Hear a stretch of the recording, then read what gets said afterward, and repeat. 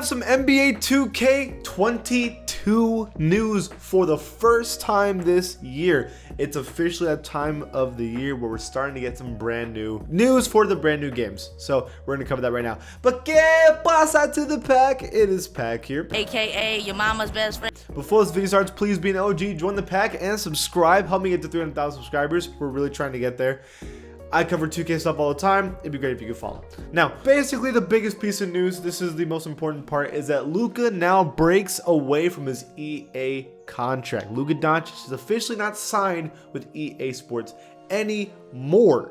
So, there's a lot of reasons why this is important. You might be thinking, Pat, this is just, what does this even matter? No. This is a lot here, okay? Let me explain. So, there's some history behind this. So, Luka Doncic was rumored to have been the NBA Live 20 cover athlete. That was like the big rumor. It was very much basically expected. It was basically confirmed that he was going to be the NBA Live 20 cover. For whatever reason, at the time, NBA Live was like, actually, NBA Live 20 is not coming out. So everybody thought they were going to wait another year to make a better game in NBA Live 21. And then it never happened. That's the thing. It was weird because like NBA Live gave out this like whole announcement with like a whole card saying, hey, this is not goodbye. This is just that we're like planning something else and we're trying to take this to another direction. And so, to me, what that was telling me personally is that they were looking to make a brand new NBA Live game, but to make it right and detailed and very, very good. We're still waiting for that. So, I guess Luka Doncic was like, and his agent were like, listen, man, we're losing money. Like, we could be a cover athlete for 2K right now and make like so much more money out of this. It's ridiculous that we're being held by like hostage by EA. Let's just get out of the contract. So, they're out of that now.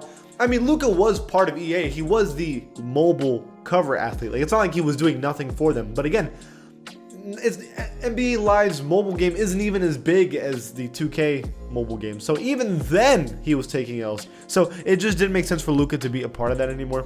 And so they're trying to find other avenues for more money, right? And it makes sense. But this is starting a lot of rumors. The biggest one is the most obvious one. Now we're like, all right, Luka's going to be the cover athlete for 2K22. It's obvious. Let's relax. I'm going to give you some people who I think it should be instead a little later in this video. But that is the big kind of rumor, is that everybody's expecting now that because this was announced, right? This is basically saying, hey, yeah, like he's open for market.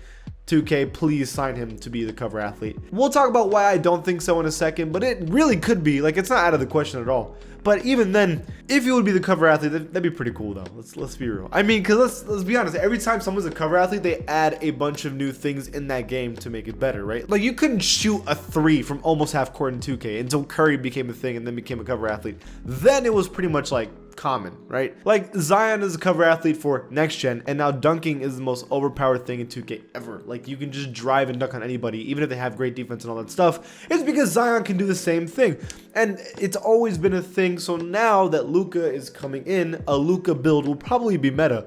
And what even is a Luka build? Like, even if you're not that athletic, you're still pretty tall, and you can still do like crazy dribble moves, you can still shoot, you can still rebound and play make. So I mean, that'll probably be the new meta. Is it a Luka Doncic build? And you know what? I'm all for it, man.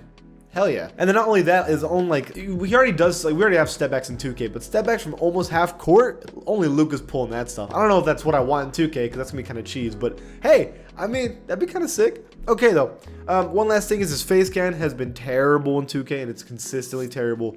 Ain't no way the cover athlete has a bad face scan, so they would finally get him right, hopefully. But then again, I wouldn't put it past 2K to mess up the face scan. But still, we need better face scans, and Luka's definitely one of those that is not great, right? So, the next question I have is, if Luka's going to be the cover athlete, which cover? The thing is, we don't even know if there's going to be a next-gen or a current-gen version of 2K. I mean, it's rumored that there is going to be 2 different games, which I'm not a fan of. But if that's the case, is Luka going to be the cover for both? Would he be next-gen? Would he be current-gen? What makes the most sense? They might do what they did to Dame, is that next gen will be some young player, and then current gen will be like the current superstar. So I guess Luka now is like, I mean, that's weird because Luka is a young player, but you could consider him a superstar now. So then you put him on current gen, and then next gen could be like, I don't even know, RJ Barrett or some guy that's like up and coming, like John Moran, whoever you want, right? That's what they might do, but I think that it's only fair that you make the cover athlete for both covers, because I'm all about making this into one game, guys. I don't want there to be 2 different games, 2 different communities. I think it's so stupid. So, one cover for one athlete. That's all I think. So this raises another question I think is pretty important, is that why would he back out? If Luka Doncic backs out of NBA Live, there must be a reason. Is that officially saying that NBA Live is saying, you know what? We're giving up on this project. We are not going to continue the NBA Live series. We do not see revenue in it, and that's that. Because if that's the case, that's super depressing. That's really bad news for 2K and the community, because that means there's no competition for 2K, and that's not going to push them to make a better game, and that's just going to make us depressed. But that's what it sounded like so far. It's not sounding good for fans. It's just depressing, really. I don't know why they gave up. What they should do, what NBA Live should do, is that they make a park game version, right? Like just park, and it's free. And so literally it's just that they make a beautiful gameplay. They focus 100% on park, or like whatever they're gonna call it, and it's free, and they have a battle pass.